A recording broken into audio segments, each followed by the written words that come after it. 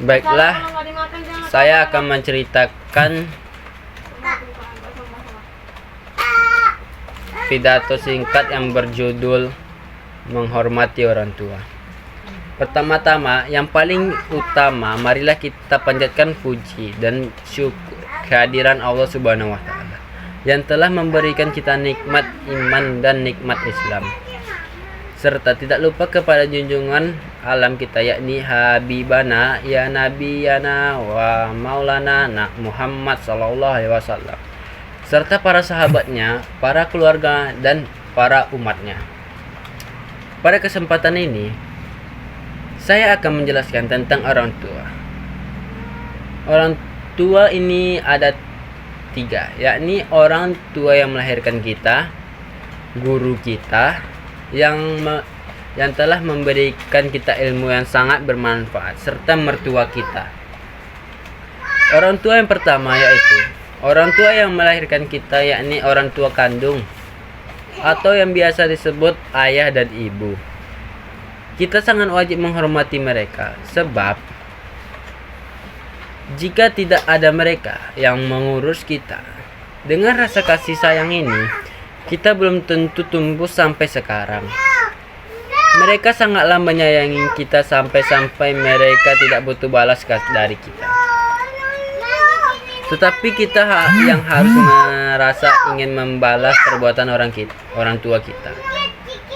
Kita juga harus menyayangi mereka sebagaimana menyayangi kita sejak kecil, terutama kepada ibu yang telah bersusah payah mengandung kita selama 9 bulan dan surga berada di telapak kaki ibu. Kita juga tidak boleh melawan kepada orang tua kita, karena jika kita melawan kepada orang tua kita, apalagi hingga menangis, Allah akan marah kepada kita. Orang tua yang kedua yaitu guru. Jika tidak ada guru, kita tidak akan mengetahui berbagai macam ilmu, karena merekalah yang telah memberikan kita ilmu yang sangat berguna dan bermanfaat.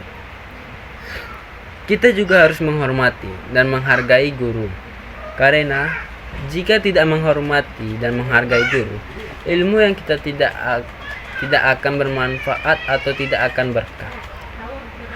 Jadi, kita harus menghormati mereka agar ilmu kita bermanfaat bagi diri kita maupun orang lain. Sebab ada kata, jika ada ilmu tidak ada iman akan tersesat. Ada iman akan terjebak. Ada ilmu, ada iman akan berguna bagi siapapun yang membutuhkan, terutama di akhirat nanti. Orang tua yang terakhir yakni mertua. Mertua adalah orang tua dari istri atau suami kita yang telah merestui kita jadi menantunya. Jika tidak ada mereka, kita tidak akan menjadi istri atau suami. Kita juga harus menghormati mereka, karena mereka juga merupakan orang tua kita. Mungkin cukup sekian dari saya. Maaf apabila ada kesalahan kata yang tidak berkenan di hati Anda semua. Wabila taufik wal hidayah. Wassalamualaikum warahmatullahi wabarakatuh.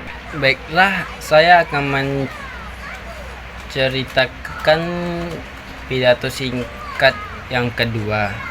Pertama, marilah kita panjatkan puji syukur kepada Allah Subhanahu wa taala yang telah melimpahkan rahmat serta hidayahnya, sehingga kita semua selalu sehat dalam perlindungannya.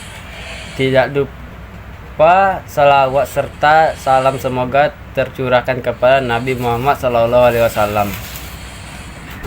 Pada pagi ini yang cerah ini, izinkan saya menyampaikan materi yang berkaitan dengan salat. Salat merupakan kewajiban bagi penduduk agama Islam. Rasulullah SAW bersabda, salat itu seperti sebuah tiang di dalam agama. Hal ini dapat diibaratkan seperti sebuah rumah. Jika tidak mempunyai tiang maupun tembok sebagai penyangga, pasti roboh dan tidak dapat berdiri. Mengingat betapa pentingnya salat, maka orang yang sedang sakit pun tetap diwajibkan sholat. Apabila tidak mampu berdiri, bisa sembari duduk atau tiduran, sesuai dengan ketentuan yang telah diatur. Rasulullah SAW pernah berkata, kalau manusia mengetahui bahwa pahala sholat subuh dan asar, maka setiap orang yang akan mendatanginya walaupun harus merangkak. Hal ini harus menjadi bukti begitu besarnya pahala dari mengerjakan sholat. Sholat itu tidak menjadi suatu kewajiban saja, melainkan juga sebagai bukti keimanan seorang kepada Allah Subhanahu wa Ta'ala. Di dalam Quran surat Al-Ma'un 4-5, Allah Subhanahu wa Ta'ala berfirman yang artinya, celakalah mereka yang sholat, yaitu orang-orang yang telah lalai dengan sholatnya. Orang-orang yang tidak mengerjakan sholat maka akan celaka dan rugi. Jika sholat seseorang baik, maka amalannya yang lain ikut baik.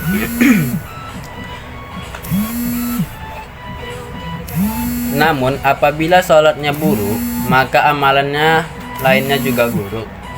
Sholat sebaiknya dilaksanakan tepat waktu secara khusyuk. Saat kumandang azan terdengar, bergegaslah datang ke masjid. Namun untuk perempuan lebih diutamakan sholat di rumah. Sholat juga berfungsi mencegah perbuatan keji dan mungkar. Hal ini seperti firman Allah Subhanahu wa Ta'ala di Quran surat Al-Ankabut. Dengan demikian seseorang tidak akan melakukan perbuatan dosa seperti mencuri, berzina, perbuatan dosa seperti melakukan tindakan kekerasan dan lain-lainnya. Demikian materi singkat yang dapat saya sampaikan. Semoga Allah Subhanahu wa Ta'ala memberikan kemudahan kepada kita untuk selalu menjalankan sholat dengan baik sesuai tentuan agamanya. Amin. Wassalamualaikum warahmatullahi wabarakatuh.